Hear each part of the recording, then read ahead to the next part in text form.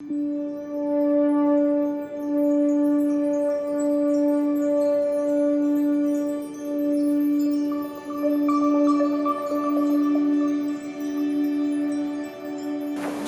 down here past St Patrick's Cemetery in Leytonstone, one of the landmarks of Leytonstone, and quite a famous cemetery.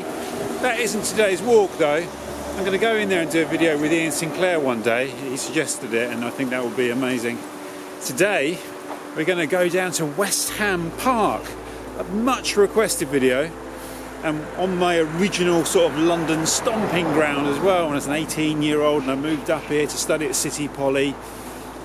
And this is a walk I used to do when I first moved to Leytonstone, and on a Saturday afternoon in the winter, a bit like a day like today, I would just wander this way. So I'm going to take you on that walk with me today, one of my favourite local walks. Turning now into Langthorne Road, into a landscape rich with stories. The weather's pretty horrible today. You can see that I'm in all my winter layers, got my beanie back on. We've suddenly gone from late summer straight to winter. Sort of autumn lasted about a week.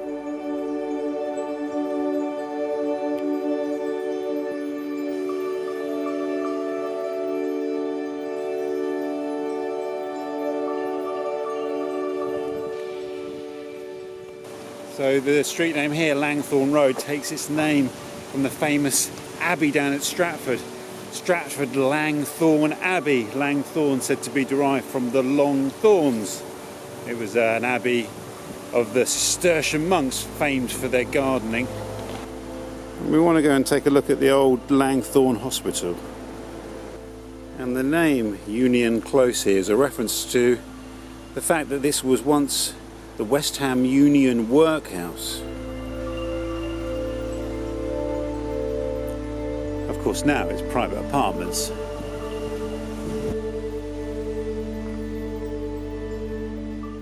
And they built loads of new houses along here. These are very new, look, they're just going up now, abutting the old workhouse. There's a blue plaque up there commemorating the Langthorne Hospital. So in 1840, the West Ham Union acquired some land from Stratford Langthorne and built this workhouse here, which opened in 1842 as the Leyton Workhouse. In 1930 it was transferred to the borough, the old borough of West Ham, which shows you that we're on the border, because today this is Waltham Forest. Over there is Newham. West Ham became part of the London Borough of Newham, and then it became an NHS hospital after the Second World War and closed in 1999. There's obviously still some sort of NHS offices and stuff here, but the rest of it's been turned into private flats.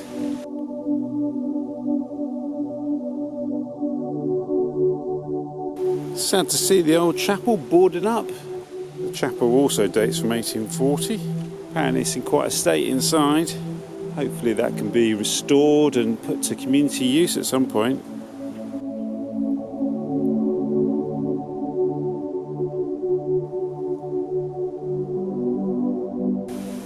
These fantastic old Victorian gas lamps here. I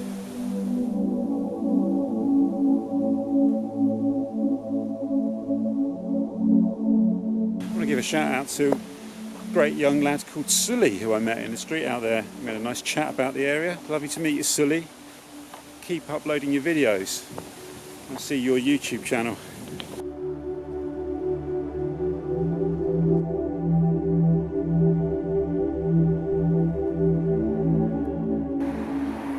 Down Leytonstone High Road now.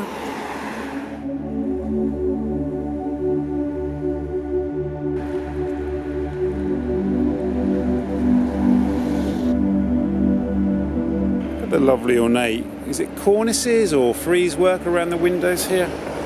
But it's really beautiful little details like that just elevate the everyday. Great smells along here. It's a combination of bakeries and laundrettes, like washing powder and bread. It's really, I like it. And that place over there used to be a real treasure trove for books, actually. I've got some really good books out of there in the past. I'm not really rummaging around second-hand shops at the moment, I'm afraid, due to, obvious reasons. Something to make former Leytonstone residents weep. That's the old thatched house pub there, now a bookies.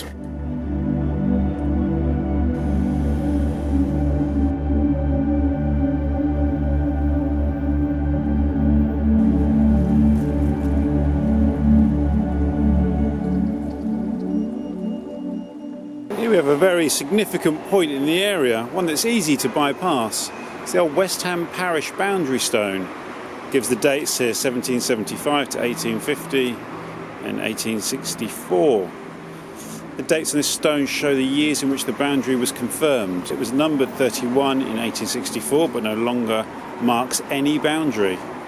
Parish boundary markers were beating in an old annual ceremony called the beating of the bounds. So parish boundaries were significant because welfare payments, burials and medical treatment for poor people used to be provided by the parish in which they were born.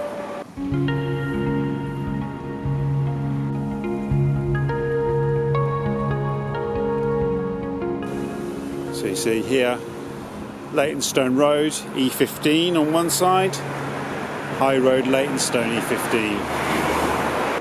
Welcome to Waltham Forest right beside it. So I guess now we're passing into Newham. I thought Newham was a bit further down. And here's the point which will pass into the London Borough of Newham, Stratford. The street at the ford.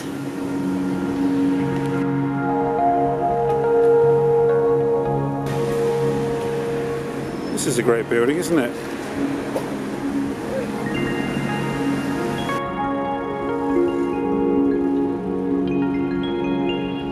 So this part of the walk here down to West Ham Church was also a walk I did for my book This Other London, Chapter 2, when I walked down to Beckton, to Stanley Kubrick's Beckton that he used as the location for Full Metal Jacket. So I'm retracing old steps in many different ways.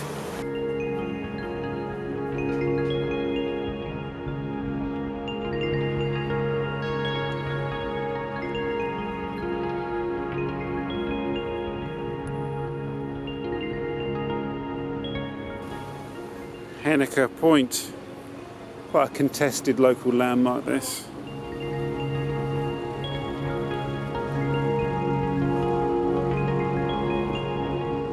I'm right next to Henniker Point. You've just got a straight road down to the towers of New Stratford, post-Olympic development there, which hasn't managed to creep its way along to the lower reaches of Leytonstone Road.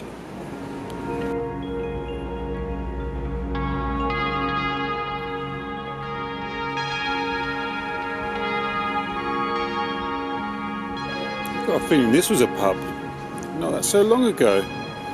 It's quite beautiful, isn't it, on the outside, sort of marble or marble effects. And here we are at Maryland, actually named after the place in the United States. Got its name after a 17th century merchant from Ilford, moved to Maryland in the United States, bought some land there, and then came back 20 years later and built a house here and named it after the place in the US where he'd lived.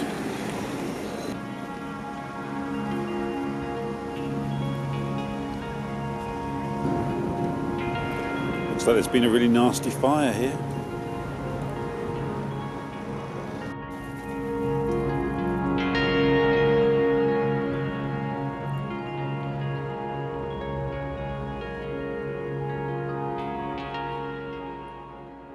This is one of the most important pubs in East London, where Leytonstone's Steve Harris gave birth to Iron Maiden.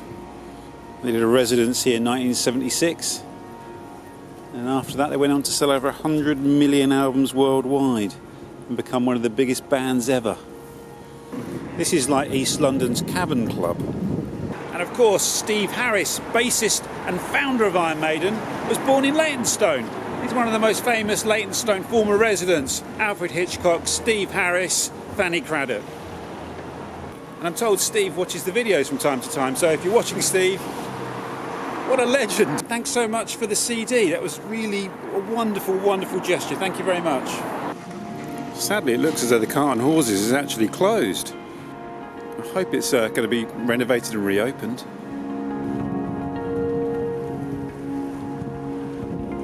Lovely to meet Peter and Lynn, back there, stood outside the Carton Horses, we had a lovely chat.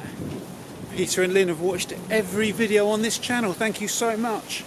And they're the proud owners of a Sacred River Lee t-shirt as well. How lovely to meet you. It's been a great day of that. Met Sully back up there by Langthorne Hospital, Peter and Lynn there by the Carton Horses. What a great day.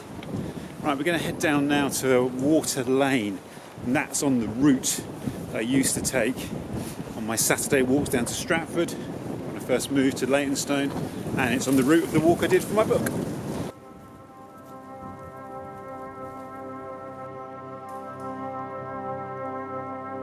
Manby Grove here. Some quite elegant old sort of Victorian houses.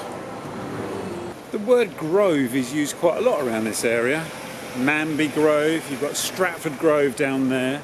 Here you've got Water Lane, and it all sits around what was once Stratford Common. Now, when I was researching my book, I kind of put those things together to kind of concoct some sort of pagan past for the area.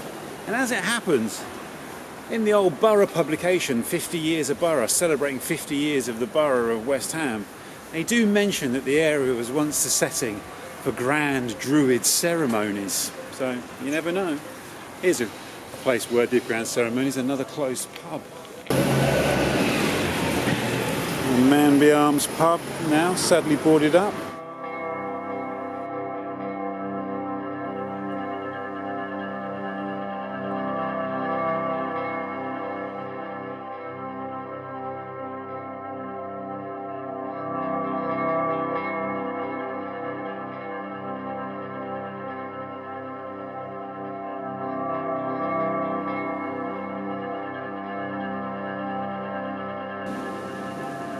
One of the buildings of the University of East London over there.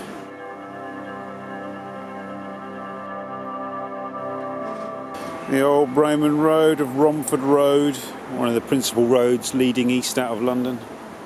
Also a stretch of this road that's very laden with memories for me. I lived in a little street just off here, not far away. Going down Vicarage Lane now, which apparently, according to the old topographers, was originally called Jackass Lane. In fact, even sometimes it was known as Ass Lane. What I really liked about the account of the original name of this street, Vicarage Lane, being Jackass Lane or Ass Lane, was that they put it down to the topographer being misinformed by rustic local informants. Rustic local informants.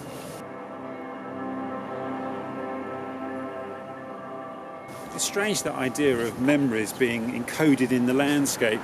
When I look at that section of the Romford Road there, I used to walk down there every day. When I first moved to London as an 18-year-old to study at City of London Polytechnic, and it's so vivid for me when I stand there. Every building is recorded somewhere in my psyche with all these little memories attached to it. It's like a kind of personal encyclopedia of that particular time of my life.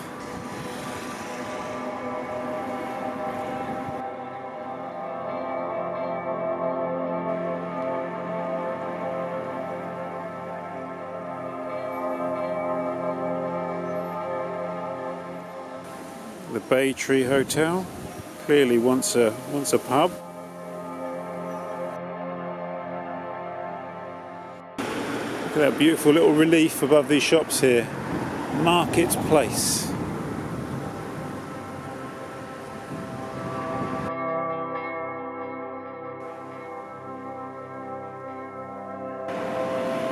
The groves of Stratford are still alive and well. So here we have Portway. Said to be the old Roman road of Porta Via, a road that linked Stratford to Uphall Camping Barking. And just on the other side of the Porta Via, the old Roman road, we have the venerable ancient church of West Ham. So I did write about West Ham Church in my book, This Other London. There's a great story about a mural being uncovered in the 19th century, a very colourful mural that apparently depicted the suburbs of hell and was very quickly painted over. Apparently the foundations of this church date from the Saxon era. The main body of the church was built by the Norman Baron William de Montfichet, or Montfichet I guess it would be, and it's a name that you see around the area. One of the new streets in the Olympic development is called Montfichet Way or Montfichet Way. Depends how you want to say it really. Let's pronounce it like a local rustic informant would have done in the 18th century. I've no idea what that would have sounded like. But one of the most curious aspects of this church, one of its real treasures, is that it contains some of the only surviving stone carvings from the old Stratford Langthorne Abbey. They're just inside the door here. I imagine the church is closed today, but I did take a photograph when I came here in 2012.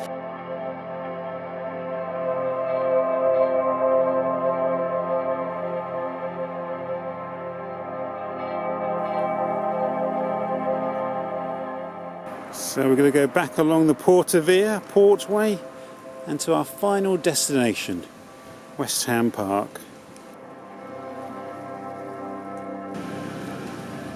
Sad sight of another boarded up pub. And here we are, West Ham Park. West Ham Park is one of the truly great London parks. It's the largest park in the London Borough of Newham. It's got a really kind of rich history with links going back to anti-slavery campaigners, to prison reform, to fantastic botanical experiments and collections. It's all in here. It's also just a really good place to come and have a kick about. That's what I used to do when I was a student and I lived in Lancaster Road on the other side. I used to come over here for a game of footy, and there's loads of people around here having football matches and stuff.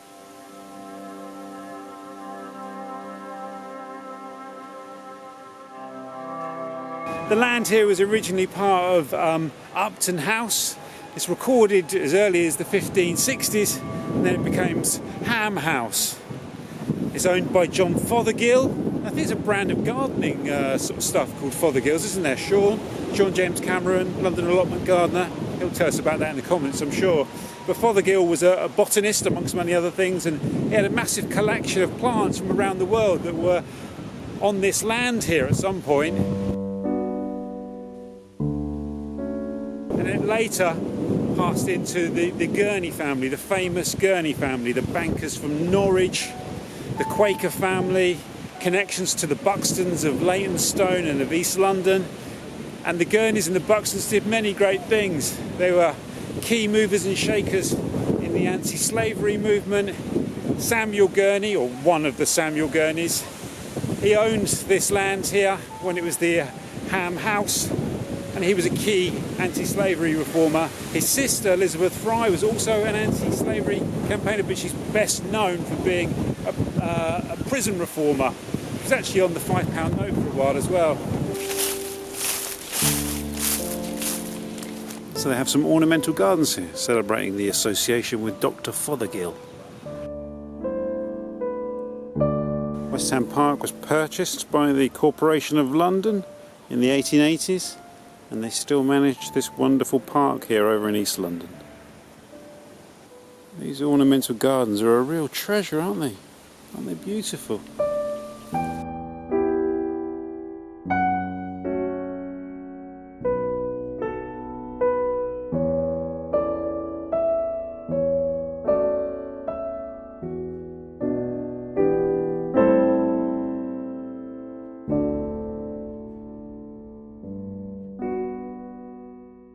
My first conquer of the year. It's always a symbolic moment. I usually stick these in my pocket and they're there for a couple of years. So I think this is the end of the walk. It's about 3:30 now, so I've got to get home and edit this video so it can be online for tomorrow at 6 o'clock, Sunday at 6 o'clock or Sunday at 7 o'clock, 6 to 7. That's my upload time. So that's in just over 24 hours. So thanks for coming along on this wonderful walk with me. I've really enjoyed this walk today. I'm so glad I could finally film this walk for you and get it up here on YouTube. What a delightful day. Thanks as ever to my supporters on Patreon, the Radical Ramblers and the Fellow Travellers, and thanks to all of you for coming and watching these videos. commenting, sending me emails. Apologies if you sent me an email and I haven't replied to it. I will get round to replying to every email. And as I always like to say, I look forward to seeing you on the next walk, wherever that may be. Wherever that may be. It could be, who knows what the world's going to be like in a week's time, eh? But it's going to be amazing. We'll always go out walking no matter what happens, eh?